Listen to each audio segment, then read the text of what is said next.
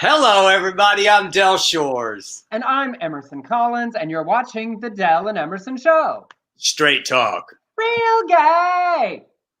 I was just quick and to the point. Yes. Abrupt gay. We got it down, though, Emerson. It took us about 6 weeks, but we got it down. It's fine. It's like a quarter's worth of shows, and we're finally figuring all the things out on this. I just almost couldn't remember what day it was. Friday. It's Friday, and I'm a little bit giddy because we got a really great show today. And we have a big announcement that we've just been busting a gut to tell y'all about. So you're still going to have to wait a little bit, but there's a lot of hints behind me. How do you like my backdrop? Isn't it very busy? It is. There's a lot going on. I'm like a modern, simple, and yours is tchotchke and gay character. It's like gay threw up all over my wall. But look, but you got some pictures on the wall over there now. I don't remember those before. Before it was just like it looked like a prison. Well, I tried to tell this last week. Okay, because Del and I work on FaceTime all day. We call each other on FaceTime, and I set the phone down beside me and I look over at him. So when we started doing the radio show, I put the computer in the same spot where my phone was, and I was sitting in this chair sideways for no reason. Oh. For 6 weeks, I've been sitting in this chair sideways. And you're the smart one. Not always. Okay, I have to show one more thing to the audience real quick. There she is. She's behind me. If you see Juanita, she's got her mask on, but she is dealing with the cigarette as well. I swear to God, Emerson, I saw a man on the street exactly like this the other day with his mask pulled down and a cigarette and him smoking. And I said, that is Juanita. That is so Juanita. There was a photo early in the corona with Ben Affleck with his mask like up here smoking. And then I saw online the other day, somebody selling masks for when you're ready to go back to bars with a hole in the center where you could put a straw. And I was like, a lot more people be using that for a cigarette. That's what I think Juanita would have a hole. I think she would have a hole in her mask, but I didn't want to ruin the mask. It's a backup mask in case, But it's also, as someone said online, a little bit like having a hole in a condom to pee through. Like sort of defeats the point. Yes. And we always go to that. Well, hello, everybody, and welcome to the show. Whether you're watching on YouTube or on Periscope, on Twitter, or on Facebook, please share the broadcast across your universe. Invite some people to come join us. We do have a very special show today. Our guest is the multi-talented writer, director, producer, star of television, stage, and screen, Michael Urie. And we have a huge announcement that you have to wait till the middle of the show for, because we think that shit through. Yes, you got to stick around. But also, we see your comments. If you have questions, write them in. We'll see them. We didn't get to it last week, and I wanted to chat about Drag Race a little bit. Oh yes, it's on tonight. I'm obsessed. I'm obsessed with this season. I really love it. It is. We're down to the top 5. I know, and your friend is still well. That was. She's gone, right? Did I? No. It was that thing where I thought she was gone, and then oh no, and there's 2, and then okay, yes. Oh, she was my favorite one-woman show. She was wonderful, Jackie. Just crazy good. He's really smart, and it's I hope he makes that into a full show, because that story of having a dad that's so accepting and an Iranian mother that's not, and him playing the 2 characters with himself in between would be such a great, short 1-act show. It was it blended all the it blended the comedy and the drama, and nobody else did that. And also he stood on stage and commanded it. That's what I really loved. Yes, I did love Crystal's though. The like bonkers nature of like, I'm this stripper instructor, because that kitty litter dance, I was like peeing myself laughing. It was pretty brilliant. That's Crystal is the surprise for me. I did not expect. It's the transformation that Drag Race does so many times that takes you from this level to this level. But it feels like, for me, like Jada Essence Hall is on the upswing, headed towards like a showdown between Gigi and Jada has the momentum behind her as Gigi's sort of settled in the middle. Like, I feel like that's the final we're headed toward? Well, I say, you know what I think, and this is, I always say this to actors: fear will cripple you, and I feel that with Gigi. I feel that Gigi has just fear has come in. There was a confidence that has evaporated in the last few episodes. So anyway, and have you watched the celebrity ones? Yes. Okay. Full disclosure, I didn't watch the first one because I looked at the list of the three and I was like, who? Okay. So I only watched the second and the third ones because Vanessa Williams, obviously, that's a celebrity. Yeah. But what I loved about the all women one was Lonnie Love getting really vulnerable and emotional as this hysterical comedian and talking about, not necessarily being perceived as like a woman, but being more just seen as a comedian. I thought that was really vulnerable and lovely of her to sort of show and share and surprising. Yeah, and it was also the parallel to drag that she brought in. I thought was just kind of brilliant, and I honestly thought she should have won. I did. I mean, I love Williams, but she and RuPaul have a history, and it would have been awkward. She's been a judge on the show, and the problem is Vanessa is flawlessly perfect. Like, I knew she'd be fantastic, and she was fantastic. But the surprise of Lonnie pulls at your heart. And then this last week, I thought was the best episode yet, with the big comedian, Matt, what's his name, from Ninja Warrior? Yeah, he was and good. Alex Newell, same thing, sort of being vulnerable and talking about their own journey. And then the guy from Schitt's Creek, which I love him on Schitt's Creek. I was shocked at him on this. Dustin Milligan. Okay. I'm Blake and I were his name. Fans of Schitt's Creek before it exploded big, and we went to, I think, the season 4 premiere at the ArcLight just as fans, and the whole cast was there. And afterwards, we tweeted Dustin, was like, that was so great. And he was like, I loved the People's Couch, which was very exciting. Oh. But I loved him as this quintessential, literally movie star, handsome man, talking about wanting to put all that aside and living in it and reveling in it. I think that's such a great example.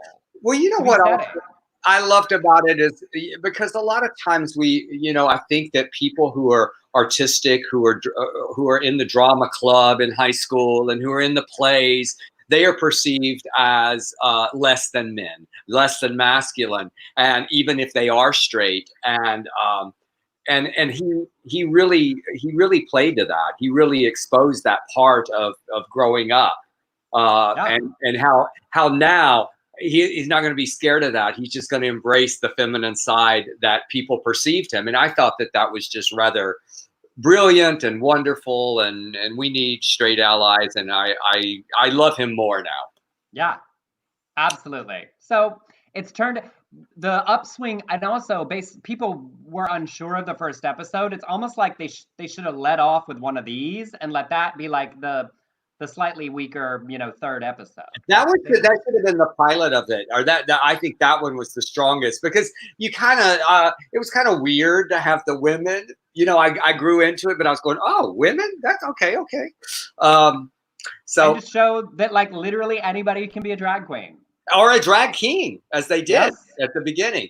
So, okay, well, if you don't watch Drag Race, you've just hated the first 8 minutes of our show, but we have a big announcement coming up, and we have some news. We provide variety. All right, on to the LGBTQ news and nonsense. This first story, it's like this is my story. Oh wait, did I skip? Oh yes, I'm sorry. I'm sorry, Emerson. I just I railroad right past you. Go.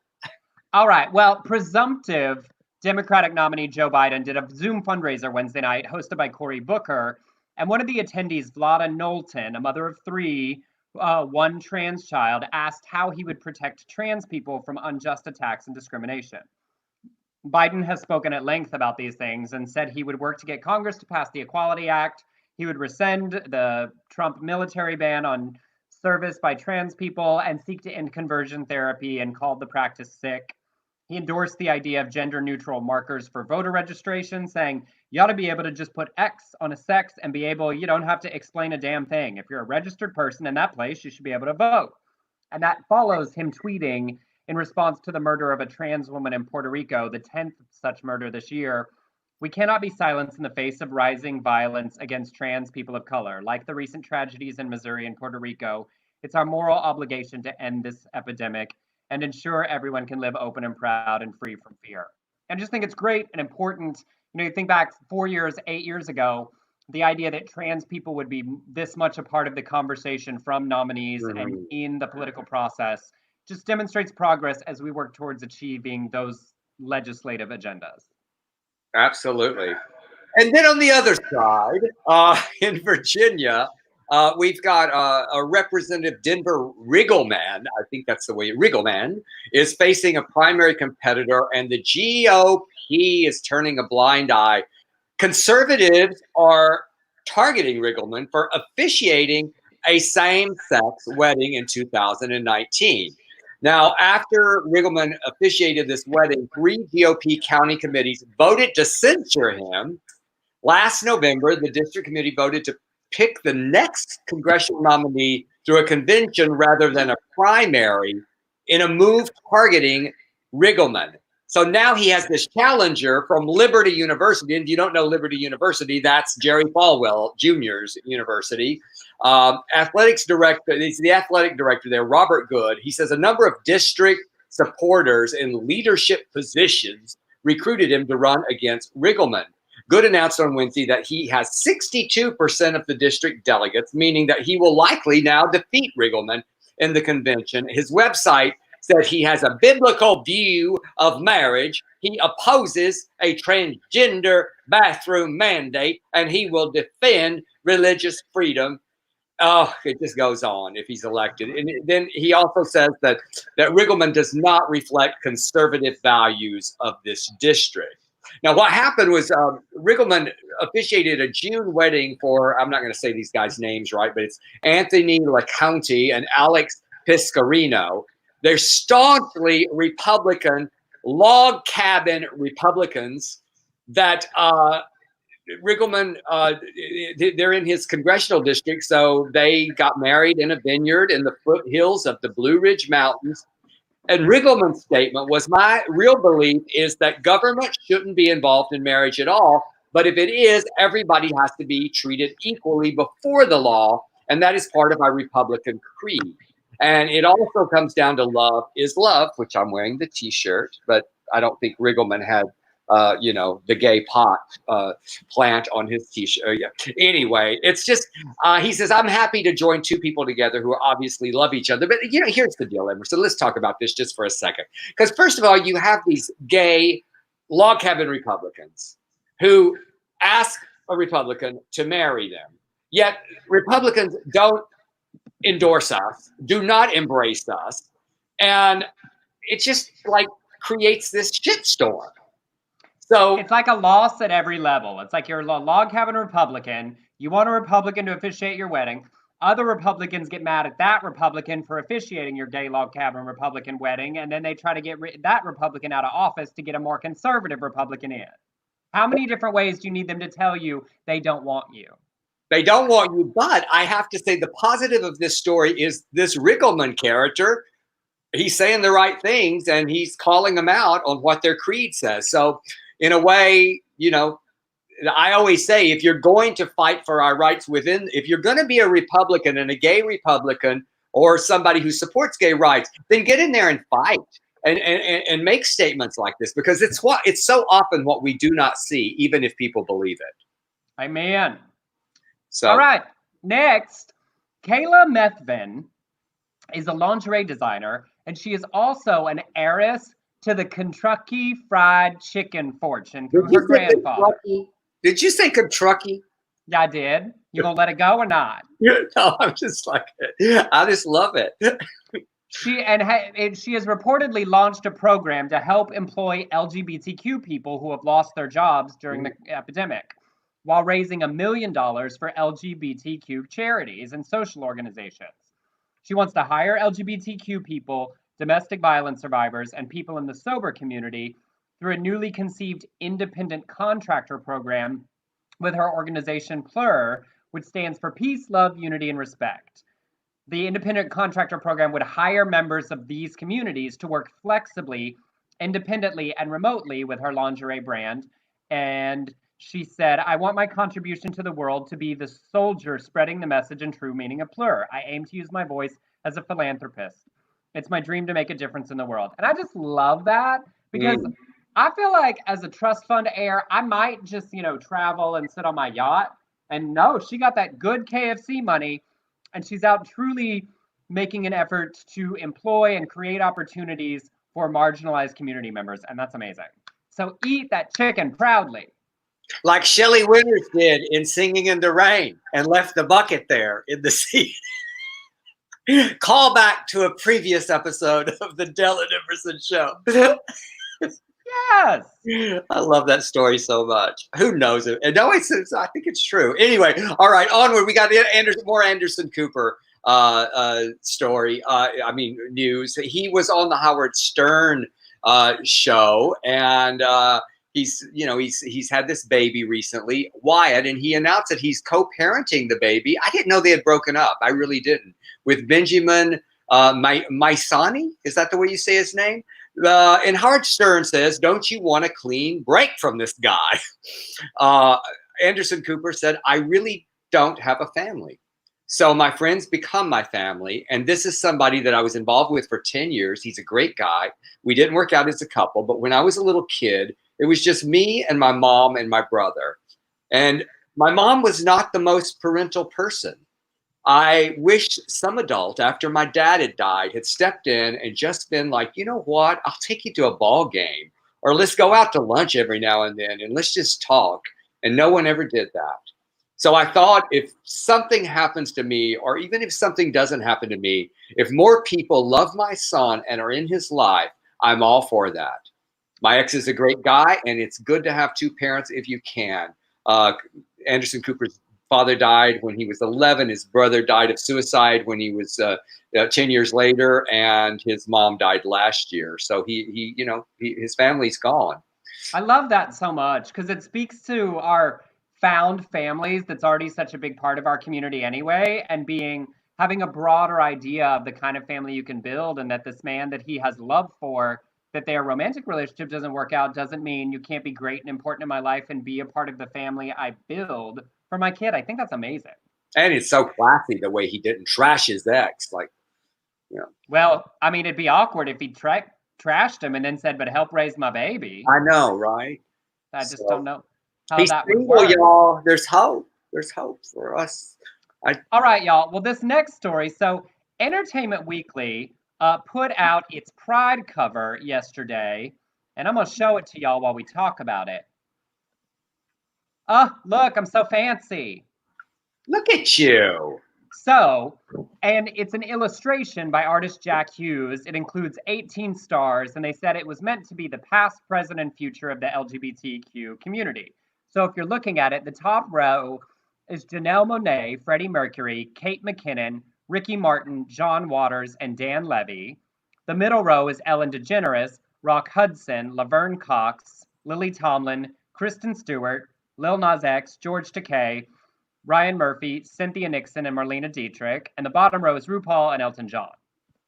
Now, if you look closely, they also put in some Easter eggs. Dorothy's red slipper, the first EW cover featuring Katie Lang, Ryan Murphy's wearing Liberace's cape. Oh. And then one of the big things that blew up the internet is if you look right between Lil Nas X, see, I think I can do it like this, and George Takei, there is a brick. Now, there's a what? A brick. Oh.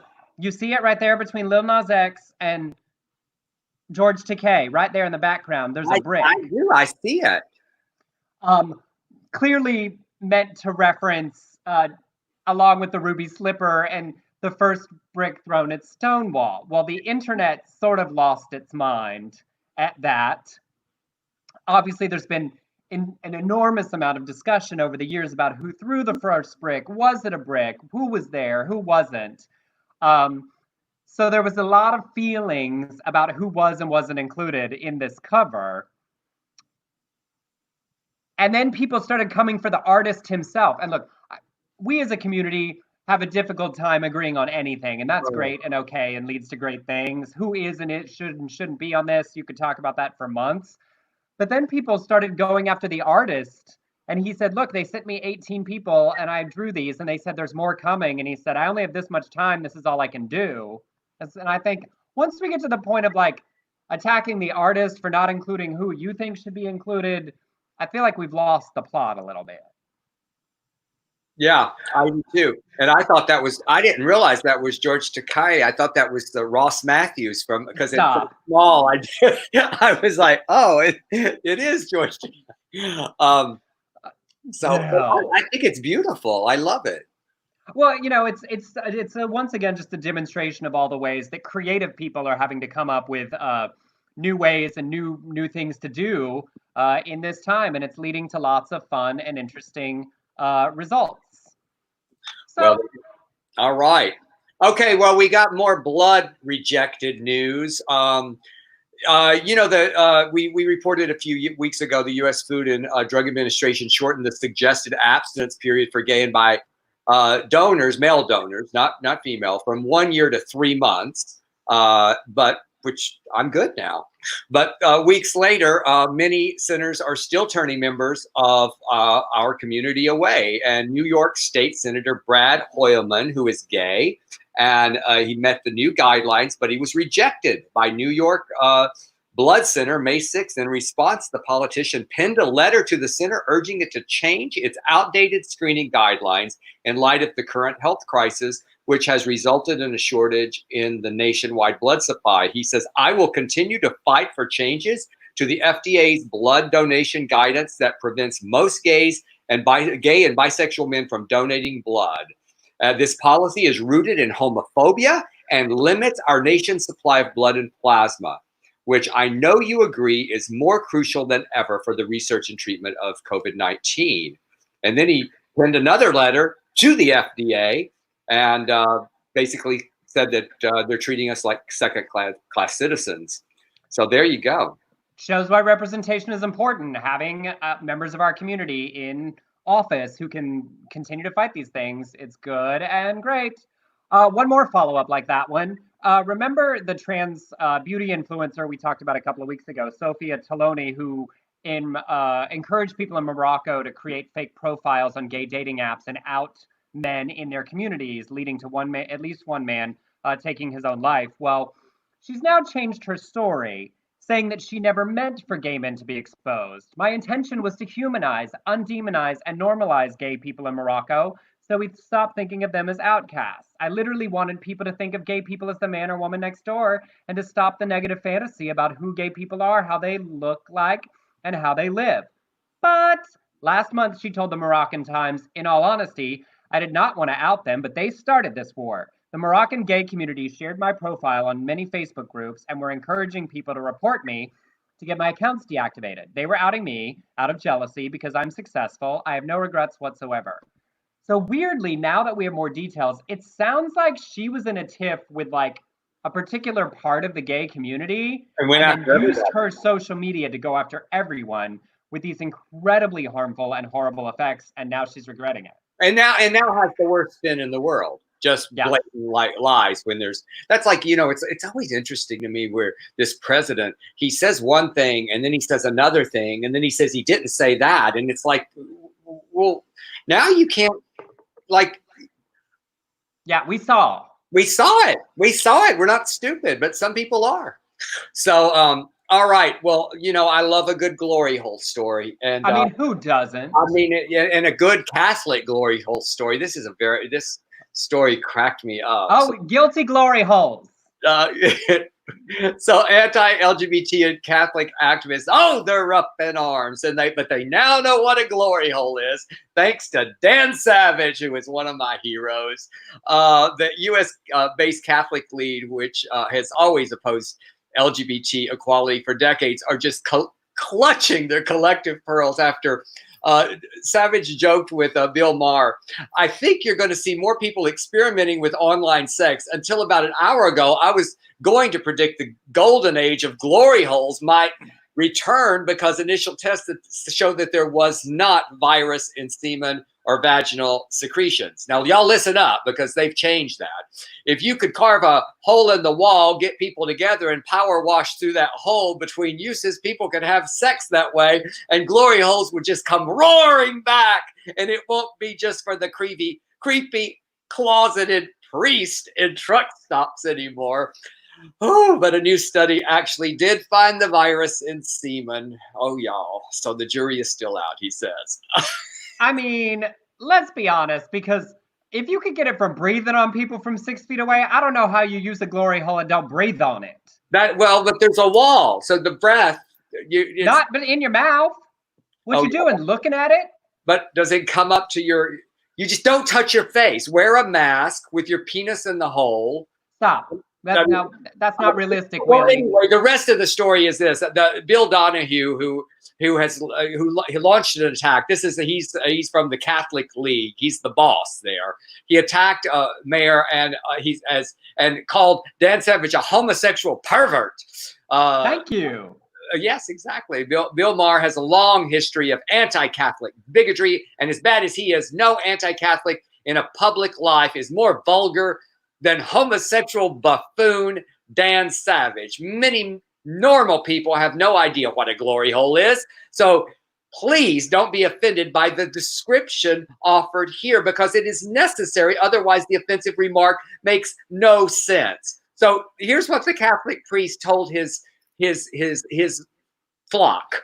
Homosexual perverts specialize in anonymous sex in many places, and among them are public bathrooms. They like to carve a hole in the stall so they can place their erect penis in it, hoping for oral sex. My dryer's ready. They call these glory holes.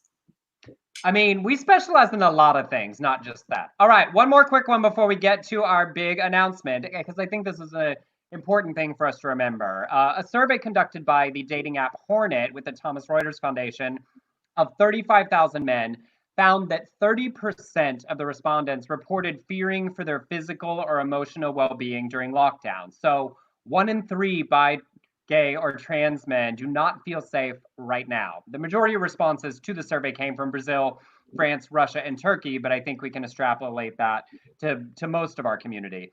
Queer men are an at-risk group for mental health issues like depression and anxiety disorders anyway, due to ongoing stigma and homophobia, and that's according to the CDC.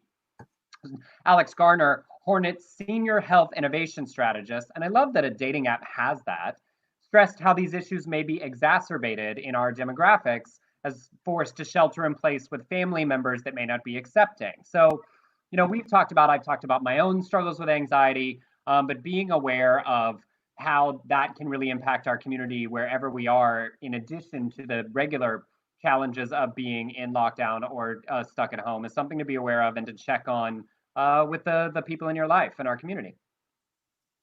All right. All right, are you ready? I'm so ready.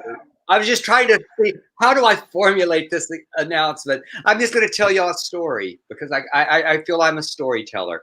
First of all, I would have no career if it weren't for theater. I started in the theater as an actor. I started as a playwright here in Los Angeles, and I've been very, very fortunate that my plays have become films and that many theaters perform my work to this day. Last year, I had a great year directing my new play at the New Conservatory Theater Center in San Francisco, and then Emerson and I were off to Dallas to put this side of Crazy up after we had a successful run here in LA. And then the breaks called COVID-19 came screeching to a theater halt across the nation. And we saw all of our theaters go dark.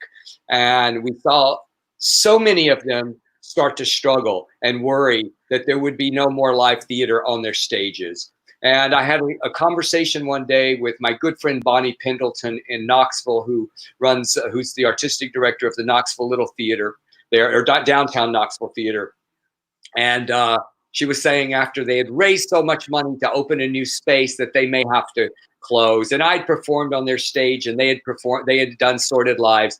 And so I started brainstorming, and I called my good friend Ed Decker up in San Francisco at the New Conservatory Theater, and we started brainstorming. I started brainstorming with Emerson, and this is what we've come up with. We have an all-star telethon reading of Sordid Lives, the play. And Emerson, would you just tell us who will be involved in this night, please? So on Sunday, March 31st, we will be doing a live stream that Dell and I are hosting, a reading of Sordid Lives, and y'all, everyone we asked said yes. Leslie Jordan as Brother Boy, Caroline Ray as Nolita, Beth Grant as Sissy, Bo Bridges as GW, Dale Dickey reading Juanita in honor of Sarah Hunley, Bonnie Bedelia as Latrell, Newell Alexander as Wardell, Rosemary Alexander as Dr. Eve, David Cowgill as Odell, Ann Walker as Lavonda, and Debbie Holiday singing the songs of Bitsy May Harling. And Emerson Collins as Todd. Oh, right. And I'm going to be reading the preacher's role. And all the money, y'all, all the money, and we're going to raise a lot of money because y'all are going to help us spread this far and wide. And we are going crazy with this. We're just going to, we're going to be publicity whores and social media whores because we want to raise so much money for these theaters. And it's going to be split evenly between 23 theaters. And you can read all of them, all of these theaters, if you go to the Del Shores Foundation.org and just hit our partners list. We chose to the people who have partnered with us on my new foundation. That's who's going to be benefiting. And we're so excited about this. And we have my good friend, Olivia Newton-John, who said yes to making a statement and supporting small theater. We have Carson Kresley. We have Alec Mappa. We have Alex Ponovic, David Steen. Who did I leave anybody else? Georgette Jones, who played Tammy Wynette in the series. Yeah. And we'll have interviews. We are doing an auction of Sordid Lives memorabilia that will be announced in a week from now.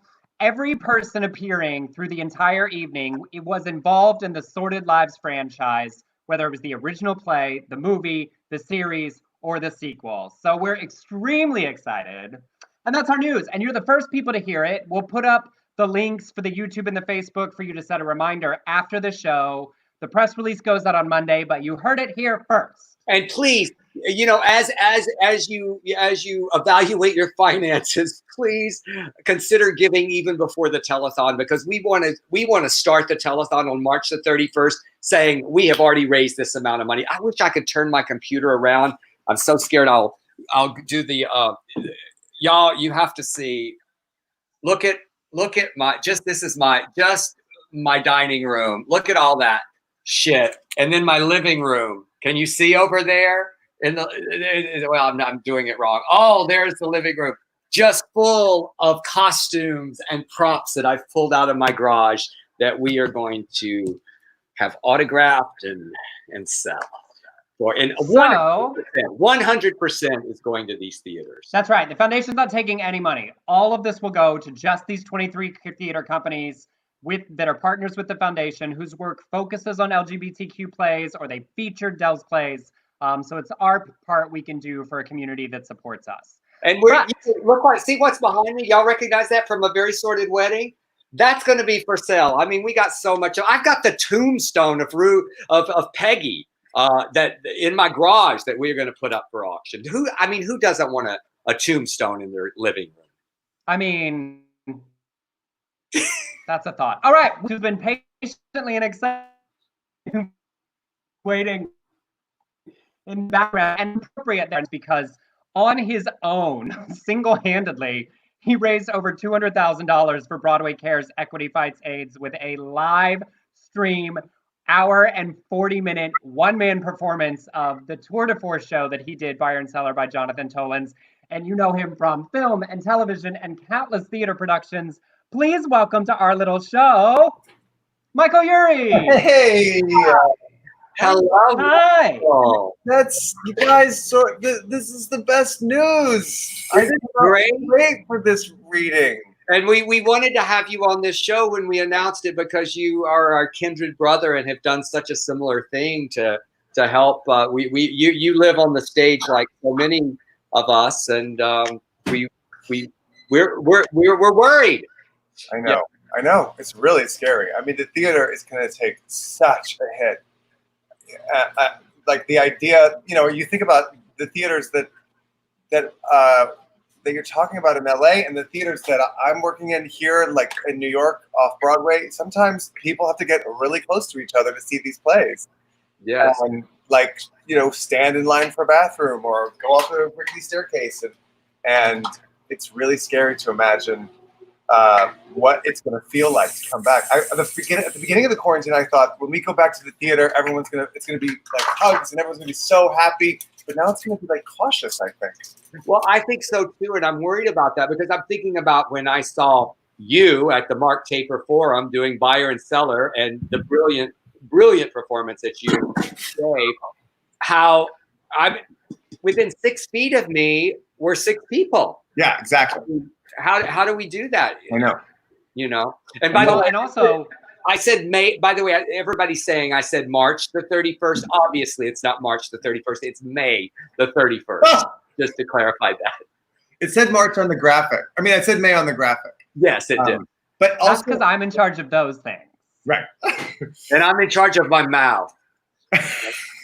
But what you're talking about is so important. You know, so much of the breeding ground of new ideas and innovation in theater starts in intimate theater, and those are the venues most challenged, whose budgets are the most ticket to ticket, that are also going to struggle the most with figuring out solutions. You know, the Taper could say every other seat if we need to for a while, but an intimate theater with 36 seats can't do that. Yeah. Well, what are they going to do to make a profit? That's what I was thinking about that, because I mean, you know, Emerson and I, with our company, we self-produce many times, and you think about how hard it is to even turn a profit anyway in theater, and now suddenly you have every other seat. Can you charge twice as much for every other seat? No, you can't. Not really, no. I mean, I guess. Well, and then are you pricing, you know, people, a certain kind of person out of theater completely? You know, we face challenges at every turn in making this work.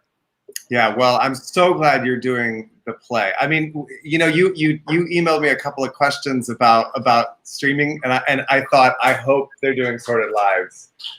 Well, the movie turned 20. You know, it just turned 20 years old, and we thought it was natural. So many of the theaters that we're supporting with this have done it, and they said they sent us all their production stills, and it's just gonna be a really beautiful night, and it was so great. I got to tell you, I was really scared going to a lot of these people and going, "Will you do this?" And they all, like that. Of course they did. How could they say no to you?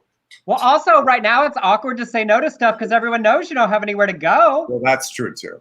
Because you can be like, you know, when somebody says I'm busy, the with what answer has to be really well thought out. But you know, it was Sorted Lives, the TV show where we first met, because I stalked you, Del. I know. I became obsessed with that TV show, and I tracked you down and stalked you and made you go to lunch with me. We went to lunch at Basic. See how I remember? Wow. Yes, I remember where we met on that patio. Yes. Yeah. And it was I've loved watching your rise and all the success that you've had. You're such a brilliant actor, and we must work together at some point in our careers. Love to.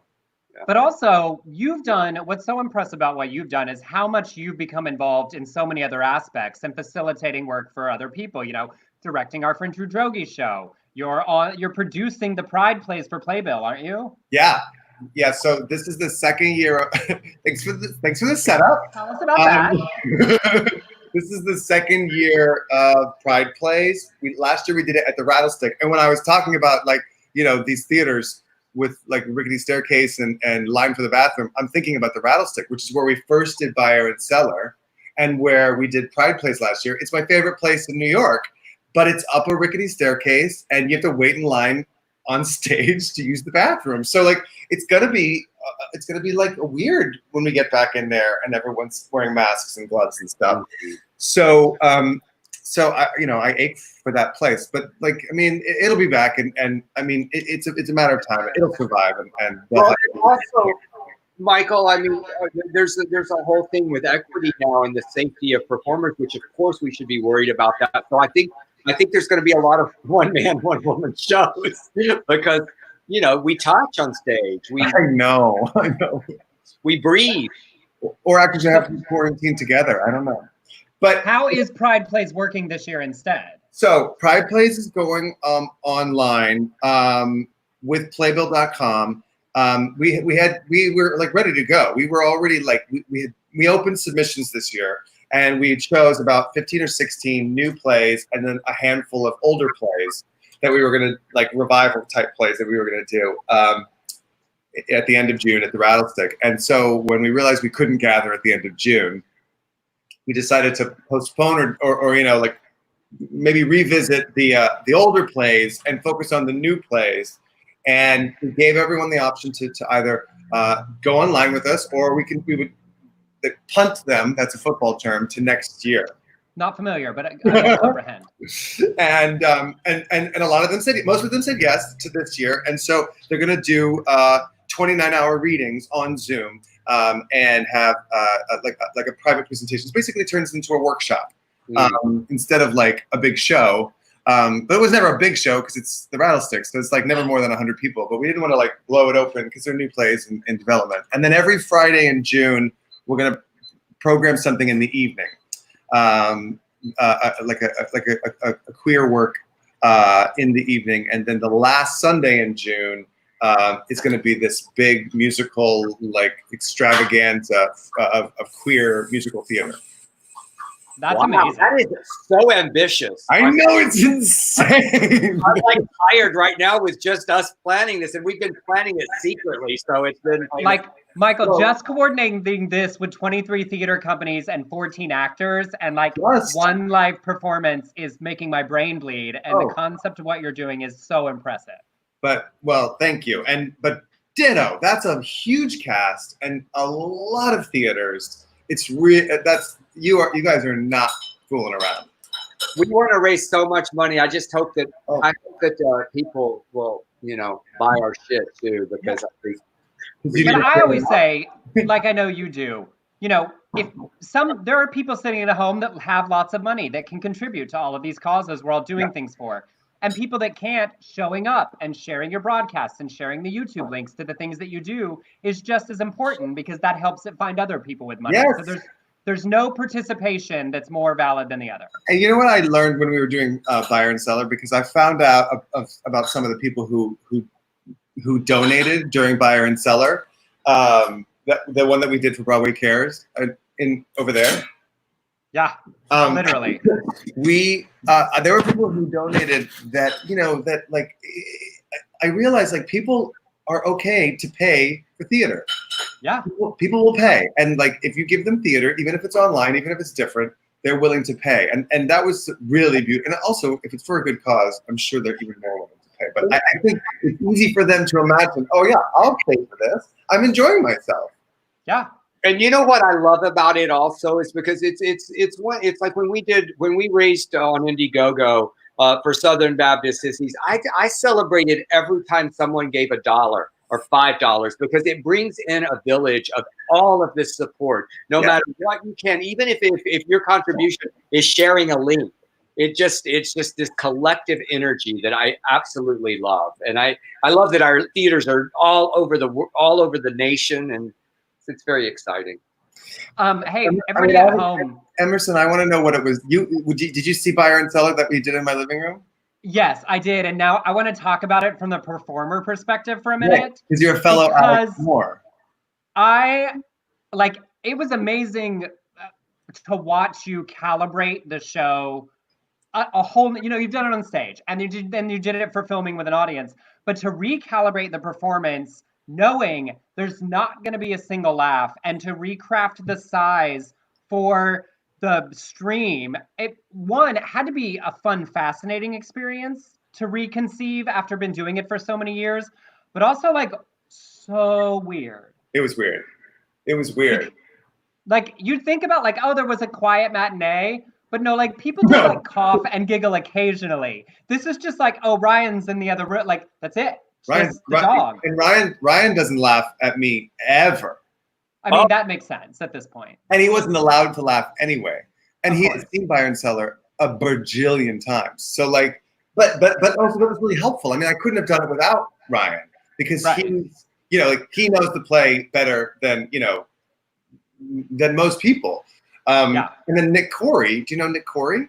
I know who he is. Yes. He's another guy who played Alex Moore, and he helped me come up with this sort of like smaller no tech version that we did a couple of months ago. So it was fresh for me.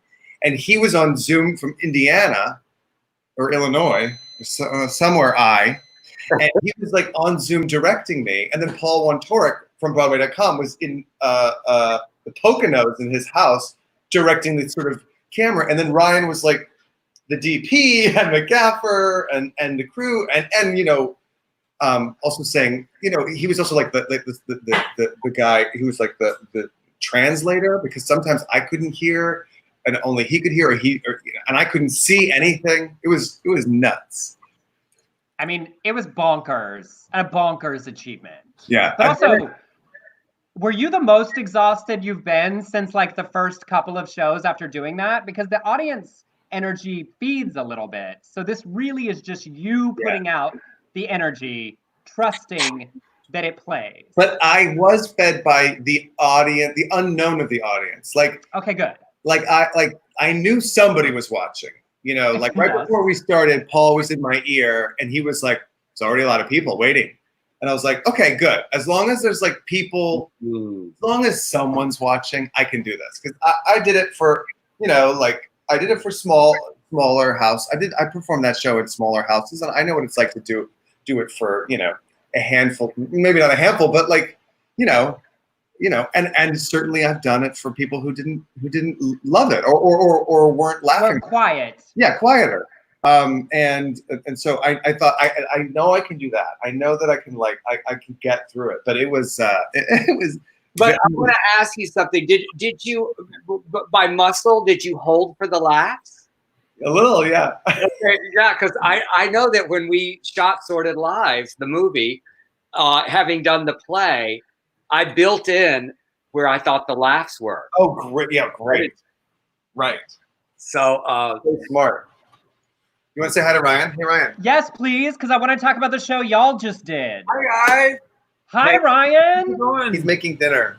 Here, I'll find I watched the Frankie and Will show too. You did? That's so fun. Yes. We get in the same frame. Here, I'll come over there. Thanks for watching. For those of you watching at home, Michael's partner, Ryan Spahn, is an actor, an incredibly successful writer and actor as well. And they just did a one-act living room production. It was a new play, right, Ryan? Yeah, our friend Celine. You're Find your light. I know it's hard. No, I can get you. Oh! I'm fancy. Right. I'm gonna hug this. It's like backwards or something.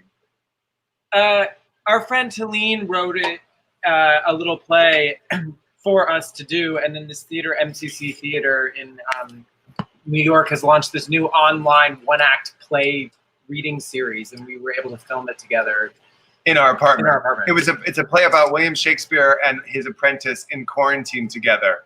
And During the plague. During the plague, yeah. of 1606. Which is when he apparently famously wrote King Lear.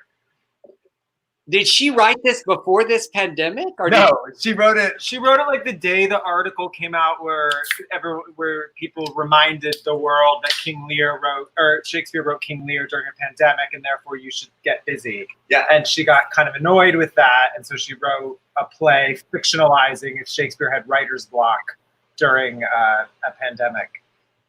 And y'all, you can still watch it on YouTube. Yeah. Oh, thanks. Yeah, it's still there. What's the name of it? Frankie and Will. Frankie and Frankie Will. and Will. Yeah. Who's that? Oh, Bitsy May. This is Bitsy May. She wanted to. They always like to say hello when they hear voices.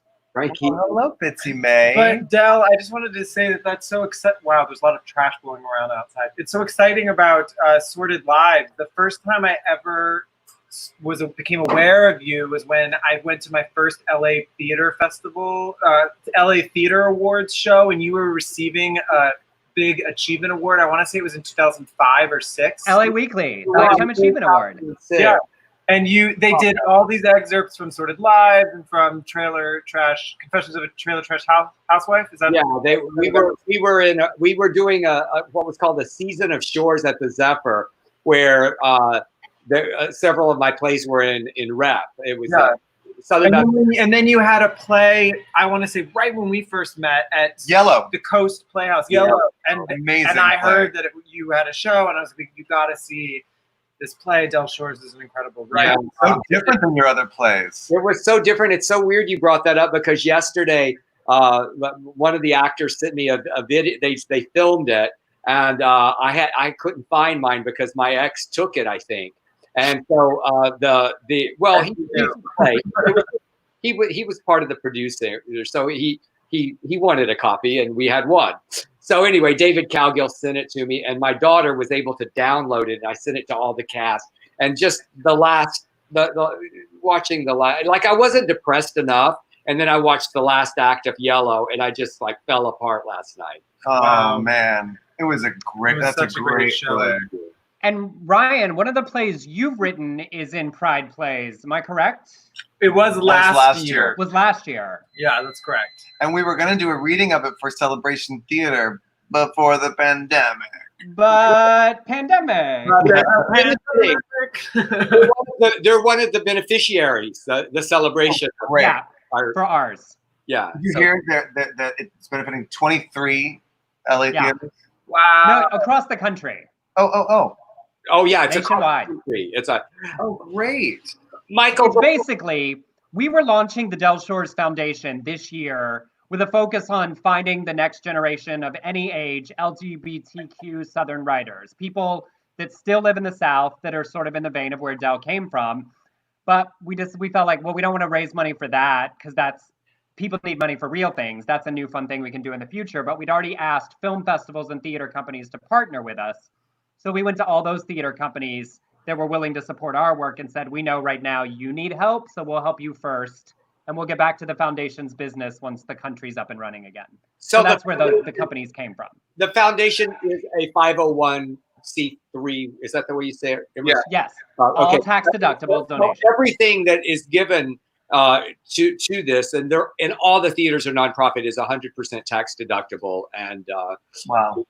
I want to say something to you, Michael, because you had an influence on us in a big way for me. In your one man show that Emerson ultimately did as well in a couple of venues, and he was wonderful too.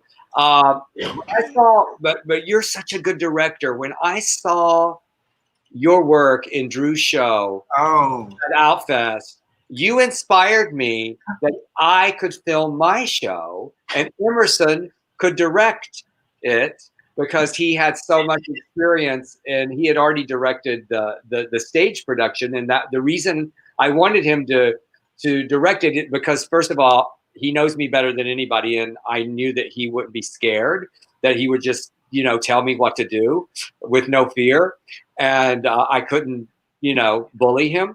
So anyway, because of you, you filmed it, and because of Drew's play on Broadway HD, we approached them, and now I'm on Broadway HD. Oh my gosh! Yeah, we just ripped off your. Us. Yeah, we just ripped off your whole journey for 6 characters in search of a play. We said, oh yeah, they did that. We can do that. Well, Drew did another show that I produced that Tom DeTrinis directed. Right. We had him on the show and we talked all about. Oh, good. Because I went to the very first performance of it. Happy birthday, Doug. Yeah. Yeah, but so it was playing in New York when pandemic. Yep. And then pandemic. And it closed. It had to close early. It was going to close. It was closing. It was a limited run anyway, but it closed early. What's your chihuahua's name? Well, this is President McKinley. Of course it is. She's a President McKinley, who appears in Frankie and Will as Friar Lawrence. Yes, very important cameo. What I love is that she's a girl and she's named President McKinley, and then Talene wrote her a character named Friar Lawrence, and she's a girl in the. But she's giving you kisses. Yes, we love gender blind casting. That's right. She can do anything. Are the 2 of you doing okay at home? Yeah. Like, surviving and creating and Yeah. We've had a couple of rough moments, but pretty good. You know, I mean, I feel We're having one right now. You're like, so tell us more. It's happening in this moment. you know, it's mostly just like it's just a you know, it's such an existentially complicated time. And if you go down that hole, as I'm sure you both have, like it can get dark. And we've been so lucky that we've had each other. We've had a dog and a cat. We haven't gotten sick. We haven't had any trouble getting groceries or anything. And we've had yoga with Adrian on YouTube and Sadie Grossman's yoga from her yoga studio. Y'all know yoga with Adrian on YouTube. She's from Austin. Amazing. The best. We love her. Yeah. Well, and I feel like we have to find those things that are our salvation. For me, it's I bought a spinning bike because I spin the moment it happens. Yeah. Oh, smart. On these online classes, but I don't know. You said that dark hole. It happens to me in the evenings. You know, it's like you stay busy, and then all of a sudden it sort of hits you the reality of all this. And we were doing a story on CNN about mental health, and I go, oh, I can so relate. My mental health is fragile right now. Well, and it speaks to, you know, I think I've joked numerous times that it's revealed that we're all non-essential and should be staying at home. Right. But that in that, what all of us do, and, you know, what you are both doing and what we're trying to do in using the skills that we do have to provide entertainment and distractions and ways to amuse and entertain other people stuck at home and essential workers when they get home, that is the thing that we can do. And so what you all are doing is impressive and inspiring, and we thank you. And we're trying to do our own version as well. Thank you, and ditto. And you know, it's sort of like this is the work now. You know, the work is to like ensure that the work will be there when it can be. You know, like if we don't help support our theaters or each other or whatever, you know, like if we don't like. Yeah, you know, it's like I know it's not real theater. Like we can't do real theater right now, but like we can entertain people, and we can, and especially the people who love the theater. You know, like I know that like we're not going to get people who don't love the theater to like really understand a reading because it's a reading. Like it's a different kind of thing. But people who love the theater love that stuff. Yes, they love that stuff, and it's just for them, and they're happy to have content. And if other people come along, you know, along the way, all the better. I mean, people are coming up with some pretty exciting things. I don't know if you saw Bill Irwin's thing that he did for the Old Globe last night with Chris Fitzgerald. It premiered last night. I think it's, you know, like these all kind of run for a few days and then they have to go away for equity. I think there's an equity rule of 4 days, something like that. That's all we can do is 4 days. Yeah. And that's okay. They're working hard to work with everybody. Oh, it's great. It's great. Everyone's discovering new and interesting things. Oh, no, I wasn't complaining. I didn't say you were. I was just clarifying. It should go away. That's theater, right? Yeah. So it is impermanent.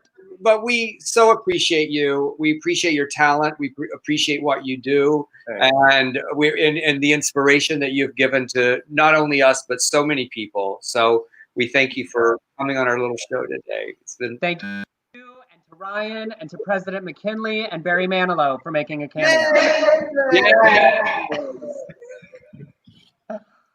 All right, bye, Michael. Thank you so much. Oh my goodness, I'm busy.